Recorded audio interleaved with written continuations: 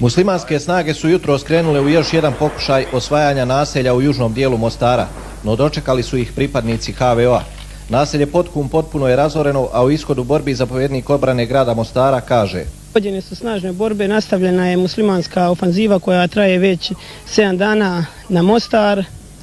U tim borbama koji su počele jutros oko 6 sati, snage MOSA napali su postrojbe Hrvatskog vijeća obrane. U žestokom kontrnapadu postrojbe Hrvatskog vijeća obrane ovladali su mostarskim naseljem Potkum. U tim borbama uništena je kompletna diverzantska jedinica MOSA, takozvani Šargani, i zapljenjena je velika količina naoružanja. U tim borbama ima između 15 i 20 mrtvih pripadnika MOSA, a Hrvatsko vijeće obrane imalo je samo 7 lakše ranjenih boraca.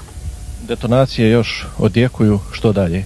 Detonacije još odjekuju, mi idemo dalje da oslobađamo pedalj po pedalj, metar po metar glavnog grada Hrvatske Republike Herceg Bosne, i u tim svojim namjerama ćemo uspjeti. Muslimansku ofanzivu smo skršili i... Zadovoljni su i vojnici koji su sudjelovali u prijepodnevnim borbama. Dobro, idemo dalje, šta ćemo drugo? Dalje do... Dokle je naš. Dok na tom dijelu bojišta još uvijek odjekuju detonacije, ljudi pokušavaju spasiti što je ostalo od razornih projektila.